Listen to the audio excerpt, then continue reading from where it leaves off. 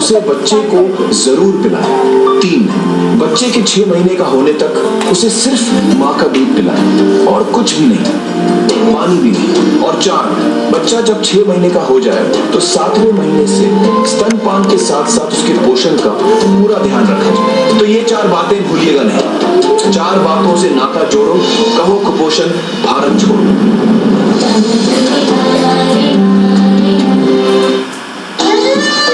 मुझे पैसों की बहुत जरूरत है। इस गोल्ड ज्वेलरी के कितने पैसे मिल जाएंगे? बहन जी, ये तो सब पीतल है। What? अब मैं क्या करूं? अब मैं अपने बेटे का एडमिशन कैसे कराऊंगी? अगर आपने सोने की ज्वेलरी खरीदते समय उस पर हॉलमार्क के 5 निशान देखे होते तो आज यूं निराश न होना पड़ता।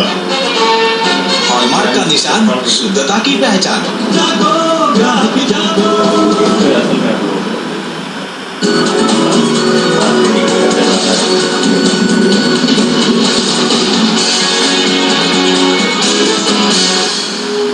Welcome back to Insight. We are talking about the slide of the Indian rupee and the steps announced by the RBI to curb rupee volatility.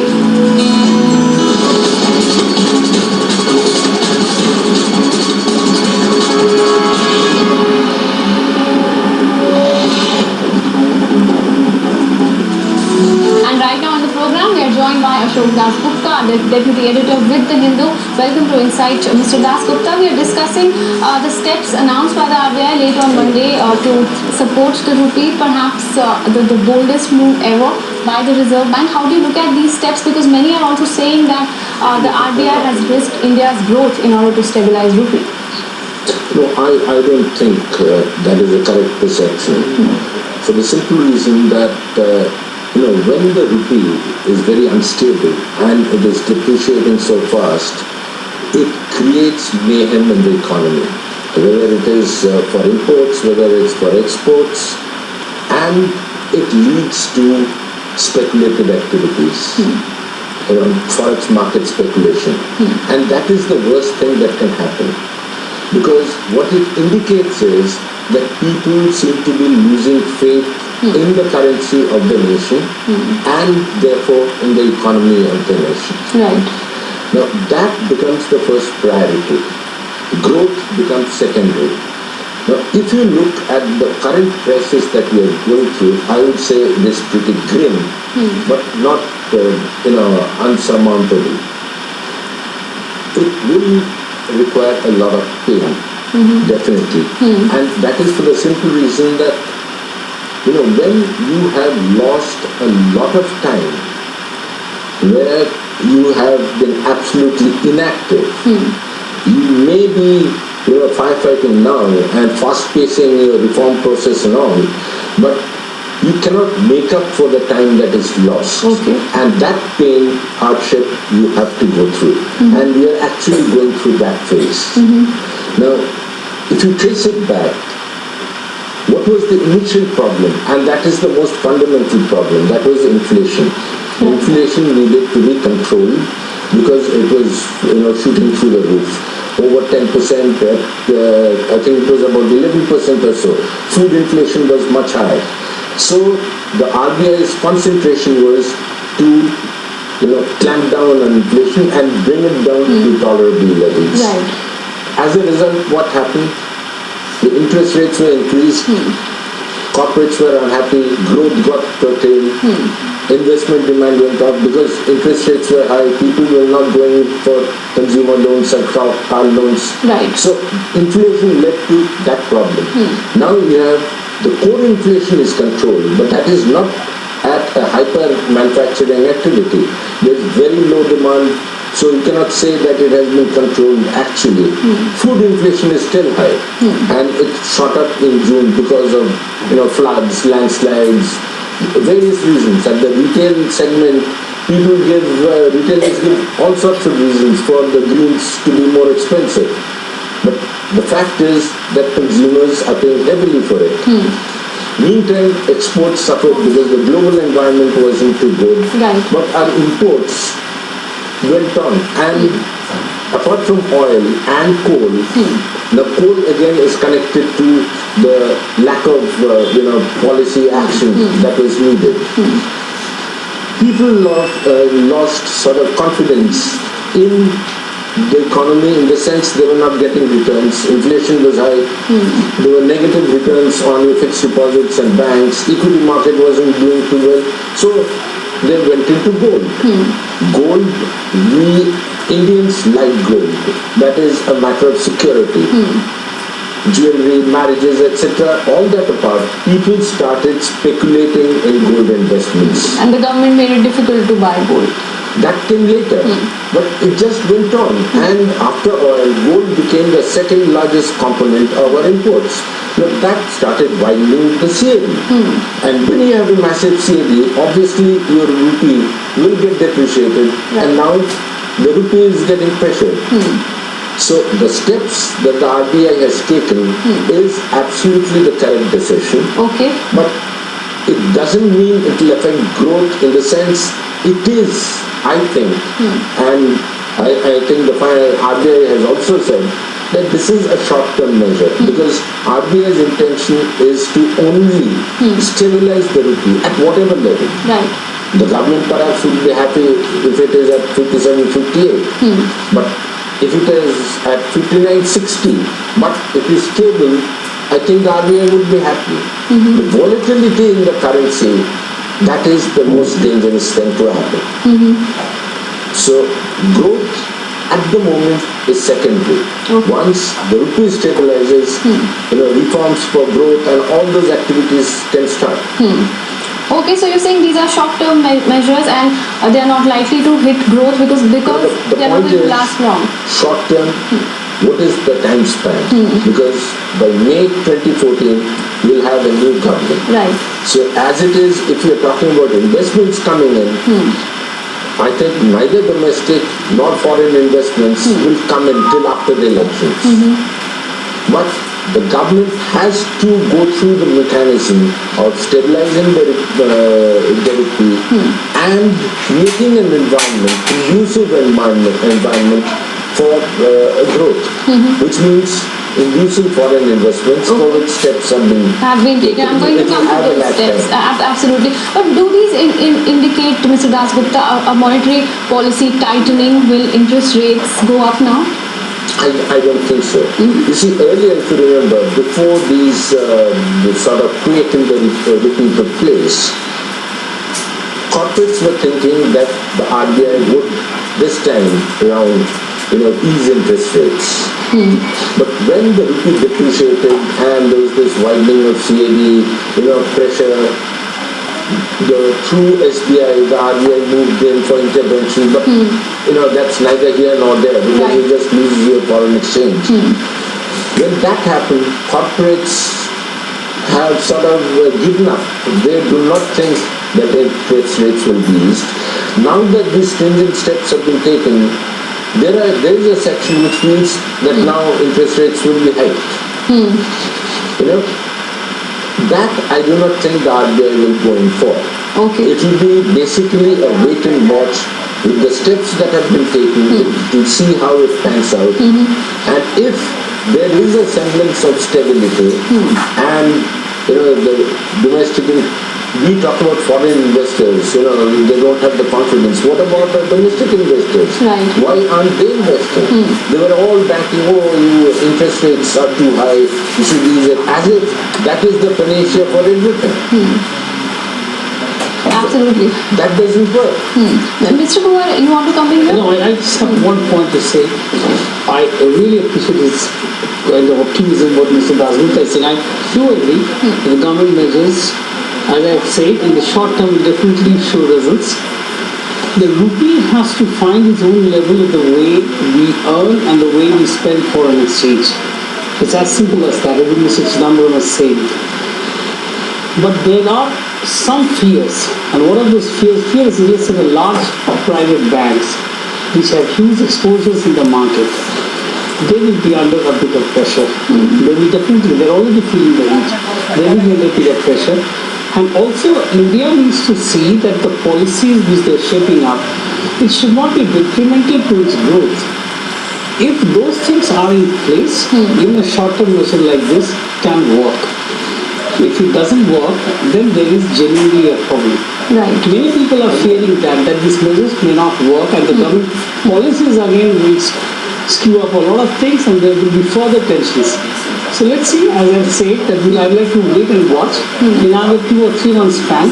And why everybody is kind of a little worried, only because, as Mr. Dasgupta rightly says, 2014 May, a new government comes in. Before that, there is a general election, which means the entire whole machinery will be at work. So the nation's stability is becoming to be an overriding factor for the elections.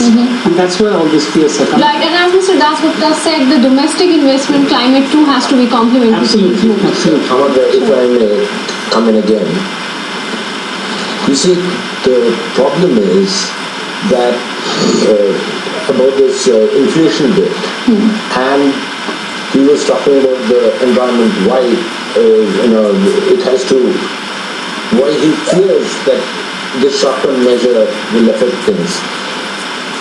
The point is that this short-term measure, I do not think at this point of time the RBI had any other option but to go in for the stringent measures. Right. When the RBI has been saying that we have a lot of sort of instruments by which you can stabilize the rupee, it first tried the intervention, it didn't work. Obviously, it cannot work when you have a free market forces working. But what really hit the rupee was the excessive speculation that took place. Granted that we have a wide CAD and there is a pressure on the rupee, but the volatility that was seen, it went down to 61.21, which is far too high. Now, for that, this action was very, very necessary. Okay, alright. So you're saying now borrowing money, short-term money is going to be costlier, which is going to end. Because a lot of this money through the banks and by the banks was going into the speculation, the foreign exchange market, which was unnecessary. The other thing is, it all depends on expectations. What is the expectation of the investor, the corporates, the people who are playing in the foreign exchange market? If the expectation is negative, then to a large extent, no amount of stringent measures can work.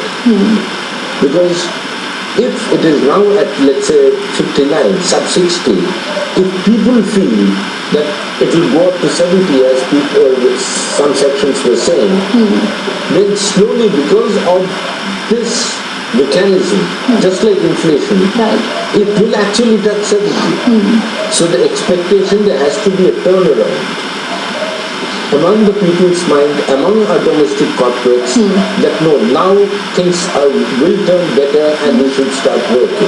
Okay, so you think that the current set of measures are going to send that signal? This is a forced measure. Right now, people must be pretty irked off. Like you were saying, private banks are hit. Obviously they are hit. Right. But there's no other way. Because the only next step that is there is to go in for either NRI bonds or sovereign bonds. Which has greater risks in the longer term. Right, we will discuss other options that are there before the RBI.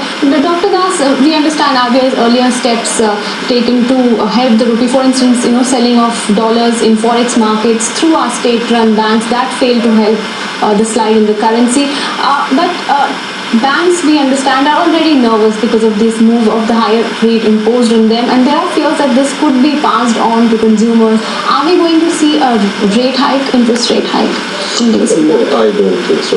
I think the question that you asked earlier, that whether this short-term measure would work, I think there is already some inkling of that impact, the desired impact already in the last 24 hours. And also, as I mentioned, I think it can be reiterated that the finance ministry, in conjunction with RBI, the way they have been in consultation with the banks and persuaded them not to have any rate hike, I think is the direction in which my expectation would be in terms of rate hike. So it is essentially a short-term measure to address the speculative capital, speculative activities. It is also going to stem some of the inflationary impacts, because when you inject out or suck out the rupee from the system, obviously you will have some soothing impact on inflation. So this short-term measure, I'm very sure would be able to achieve these short-term objectives. At the same time, the larger question whether rates will be high, I do not think that is going to happen, because of the risk of that ultimately sacrificing our long-term growth. Absolutely. In fact, the finance minister has also said that this should not be read as a prelude to a policy change. On that note, we take a break in the program. Stay with us. We'll be right back.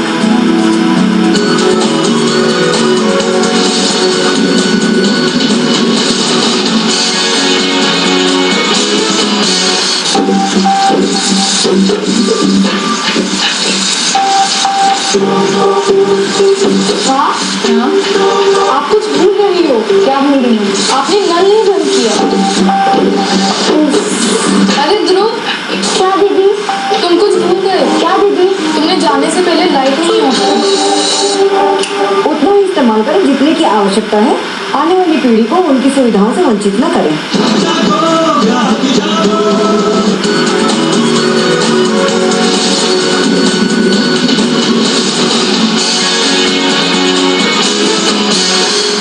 Welcome back to Insight. We are discussing the steps taken by the RBI to curb rupee volatility and its implications for the economy.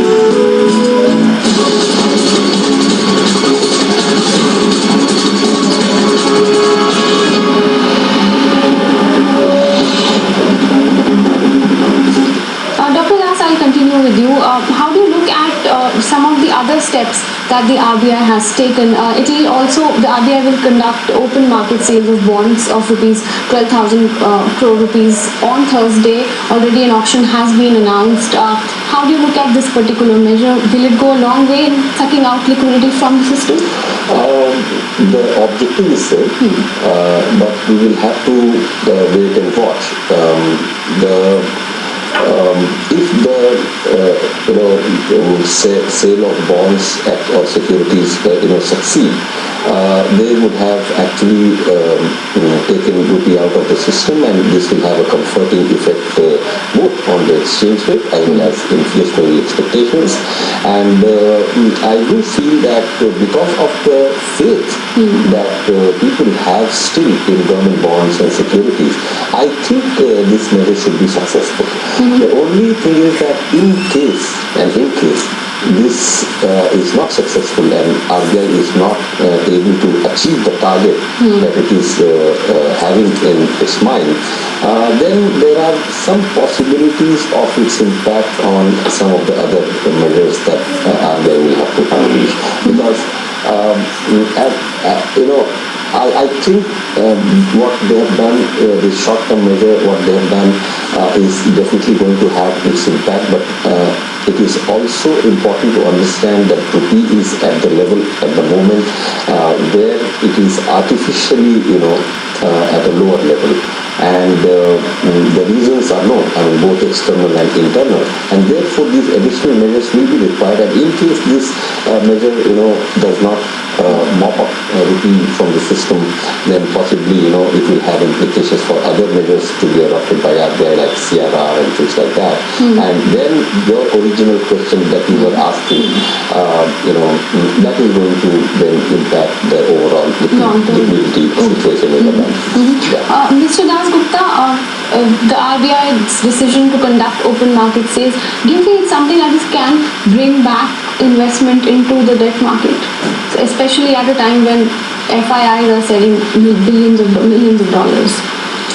See, the current thing, the step that it has been taken, the OMO operations, 12,000 crore, is not, I think, particularly to sort of attract investment in the debt market per se. Okay. It is more to, as he said, to suck out the extra amount of liquidity that is there in the system, which is being played in the forex market for purchasing dollars.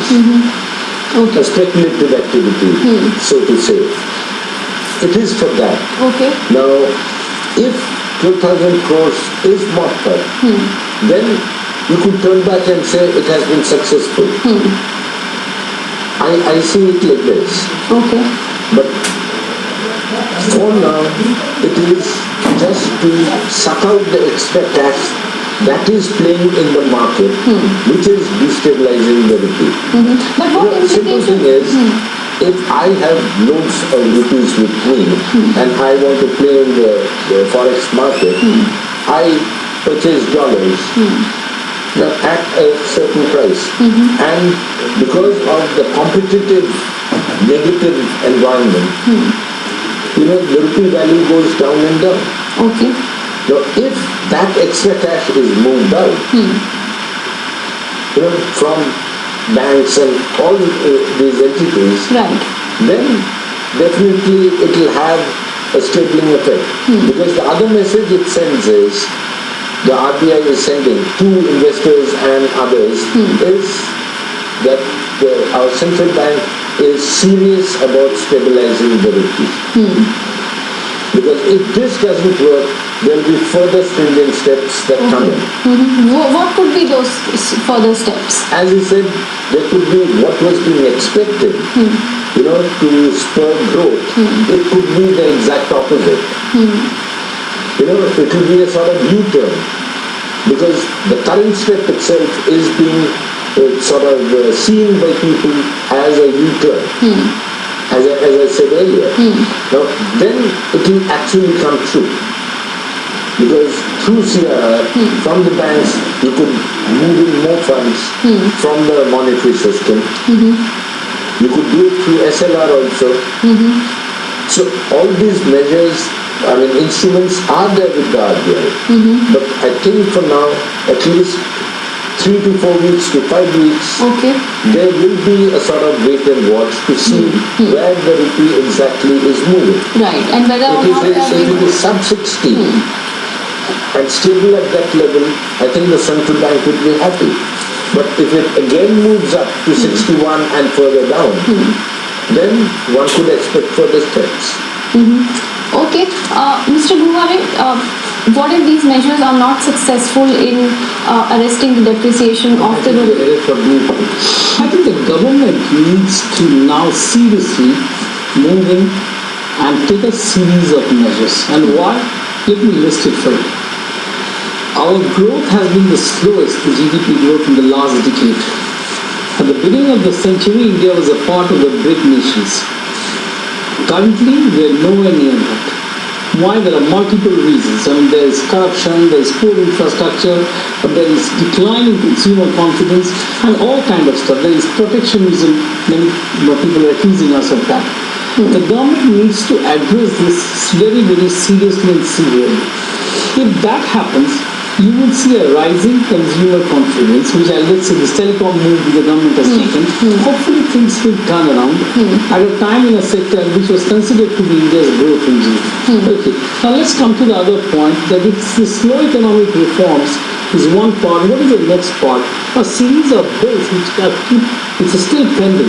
Among them, the most important being the land acquisition bill, the mines and minerals bill, which actually enables coal miners and forces them to share 26% of their earnings with the local community.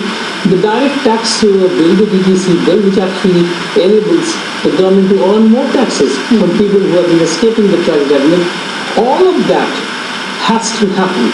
If that happens, there has to be a rising confidence of both domestic consumers and international consumers in a nation which is seen as one of the biggest manpower base and one of the biggest markets in the world. So that has to happen. If that happens, hopefully all these pressures that RBI is currently going through will fairly ease. But it has to happen, but that is not happening. I think somewhere down the line we are always struggling with any new investment that is getting stuck, or we are unable to attract global investors into our market. And that's where my fear lies.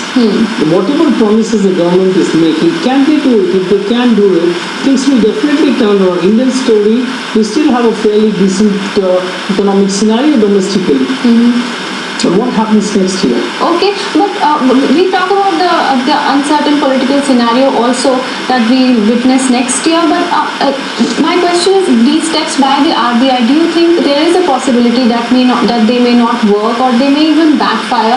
And in that case, is there a possibility of a rate hike? I think the banks have not been encouraged to do any rate hike. Even the finance minister said that day before yesterday. If there is a rate hike, there will be definitely an impact. But I don't know whether the banks are going to do that. If the banks are going to increase their rates, which they've been advised by the finance minister not to do. So I think, as I've earlier said in the program, the steps taken will definitely bring in fair amount of relief in the market in the short term. And to complement that, a slew of measures have to be taken by the government so that these measures taken now can continue further and help both the RBI and the government to stabilize the rupee. So that's what I say. It has to be stable at 60. Sure. You see, as far as the public sector banks are concerned, these are state-owned banks. And when the government, the finance minister, says that I do not expect a rate hike, more than a request, it's a sort of directive. And when the SBI says that we have enough liquidity, we will not hike our rates, then it follows that the other banks, the smaller banks, because SBI is the largest, the smaller banks will follow. So at least 26 public sector banks, scheduled commercial banks, will not hike rates. Now that leaves out the private sector banks. Some private sector banks, it is being perceived that on new loans, they might hike rates. Right. They will pass on the rate hike to the consumer. But as far as the next review of RBI policy is concerned, I do not think that the RBI by itself will hike rates to sort of contain inflation. The earlier perception was that at least the RBI will ease rates to spur growth. Right. That will not happen. That will not happen. So it will be a sort of wait and watch on that front. One also has to see the condition of the rupee at that point of time. Absolutely. The condition of the rupee at that point of time, if Indians continue to go hyper on gold, and in fact the CAD, then we have not reduced the appetite for gold, and it is actually becoming a problem. After all, we are importing gold like mad, and there can't be any import ban on gold. Then that will be a scandal then. Right. That will be opening the doors to smuggling. Absolutely. So at that point of time, how much is the currency level? One has to also see. That remains to be seen. Dr. Das, before I take a break, very quickly, what is it that the RBI and the government could do in case these steps do not work? What will they do next? Issue sovereign bonds? No, not at that level. I think we still are a bit far from that, because if you study sovereign bonds and the dynamics associated with that world over, there is not much clarity. Different countries have issued them with different objectives, and many times you would find that they have actually not achieved their objectives. I think what RBI can do is either to again tinker with CRR and SLR, but I also do not expect that to happen. Why I am saying is that the point I mentioned earlier, that this entire episode of RBI step has to be seen in conjunction with the FDI policy announcement. Right, I'll discuss the FDI policy as well. So that is why I feel that RBI may not go in for anything further, even if the present policies do not yield the desired results, although I feel that they have already shown the impact. All right, well, on that note, it's time for me to take a break in the program. When we come back, we discuss the major changes announced in the FDI policy by the government. Stay with us. We'll be right back.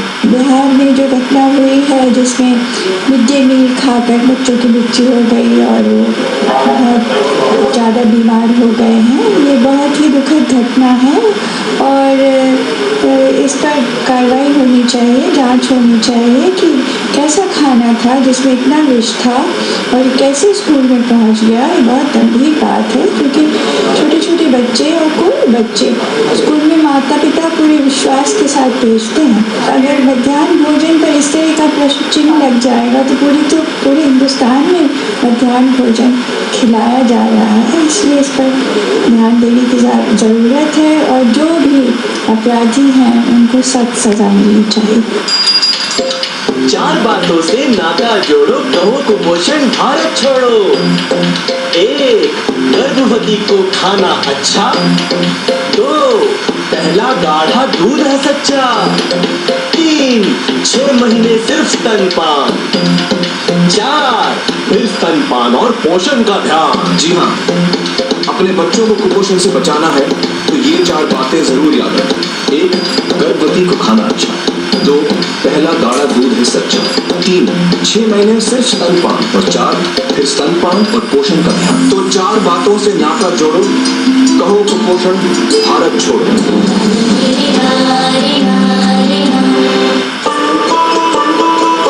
Shyam, देखो फिर आ रहा है, नया TV मांगेगा। मैं निकलता हूँ तो टाल दियो। जरा रुकिए। हाँ बोलिए। ये देखिए कंज्यूमर कोर्ट का फैसला। ये कागज किसी और को दिखाना, इससे कुछ नहीं होगा। अब जरूर होगा। अदालत का आदेश न मानने पर तुम्हारे खिलाफ वारंट जारी हो सकता है। तो क्या? तो तुम्हें 3 वर्ष तक का कारावास या 10,000 रुपए तक का जुर्माना या दोनों हो सकते हैं। समझे? समझ गया। जागो ग्राहक जागो। कल मैं बड़ी मुश्किल में पड़ी जब प्रिया ने मुझे अपनी प्रॉब्लम बताई। कल मैं अपनी दर्द निरोधक गोली खाना भूल गई। मम्मी अभी बहुत छोटी है, कोई रास्ता हो तो बताओ ना। इस मुश्किल से निकलने का एक ही रास्ता है, इमरजेंसी कॉन्ट्रासेप्टिव पिल यानी ECP। अगर प्रिया की तरह आपसे भी एक भूल हो जाए तो 72 घंटे के अंदर ये गोली खा ले और बिल्कुल निश्चिंत हो जाए। लेकिन प्लीज याद रखिए कि ये नियमित गर्भ निरोधक उपाय नहीं है और बार बार देने से हानिकारक हो सकती है। अधिक जानकारी के लिए पास के सरकारी स्वास्थ्य केंद्र में संपर्क करें।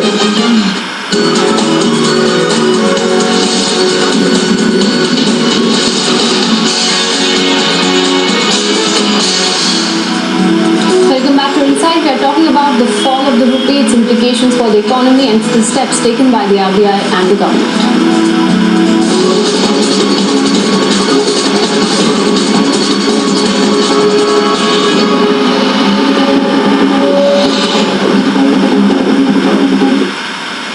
Dr. Das, I'll continue with you. The FDI policy now, the falling rupee spurs the government and we see an easing of our FDI policy.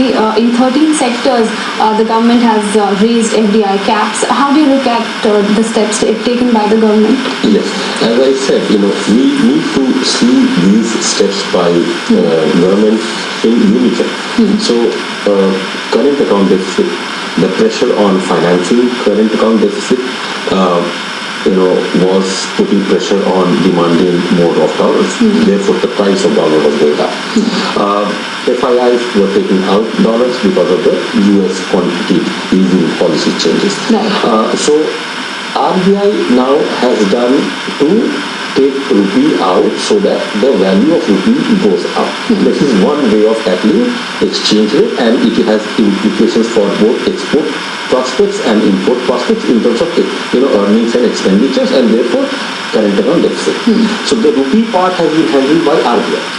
But the external part, where we can increase the liquidity of foreign exchange in terms of dollars or other convertible currencies, is through the FDI policy. Now, if you read these together, these are all meant to bridge the current account deficit, and we have very favorable implications for both exchange rate and inflationary pressures in general.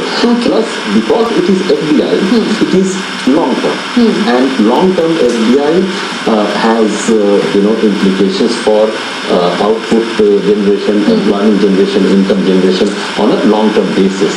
So therefore, I would suggest that the current crisis emanating from current account deficit, if you see that with the help of short-term measure via rupee effect and speculation from RBI and getting foreign liquidity on a long-term basis where growth is not sacrificed Right.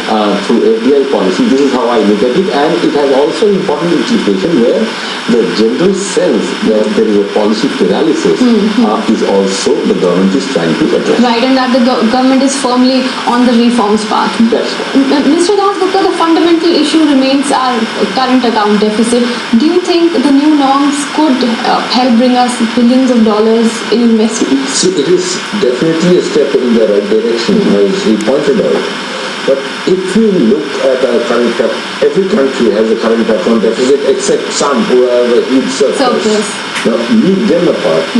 But as the RBI governor had pointed out time and again, that our current account deficit level, comfort level is 2.5%. We have gone up to 4.5%, and one quarter, third quarter was 6.7%. Now, that apart, how does the government finance its current account deficit?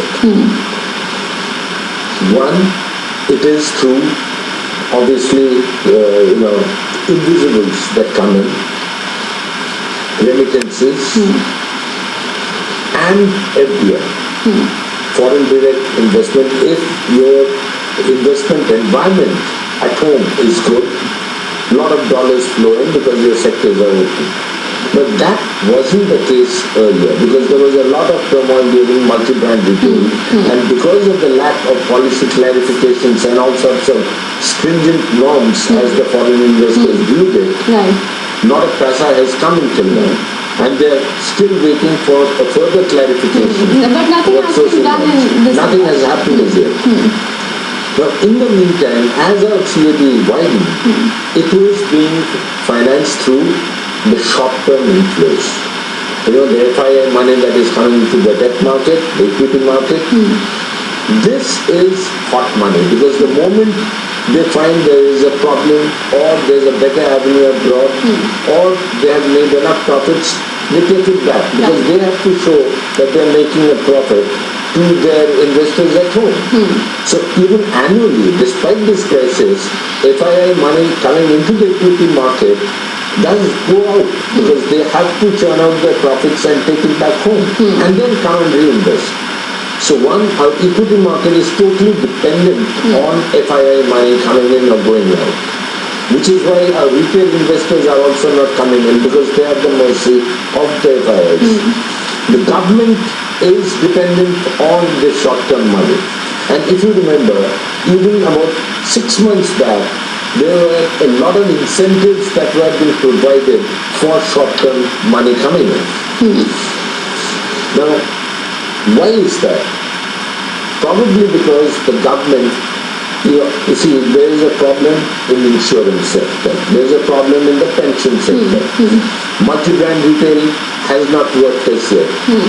So the government, the FDI part went on to the back burner and the government was incentivizing FII inflows coming in. The limits were moved up from 15 billion to 20 billion to 25 billion. Now I think it is about 30 billion or so. And they have made it easier also that the lock-in can be for 1 year instead of 3 years, and all those things have been done. Now that we have faced such a crisis, the attention is now turning to FDI. And it is in tandem with the RBI, the measure it has taken. But for the short term, this FDI measure will not work. Because first it has to go through the cabinet approval.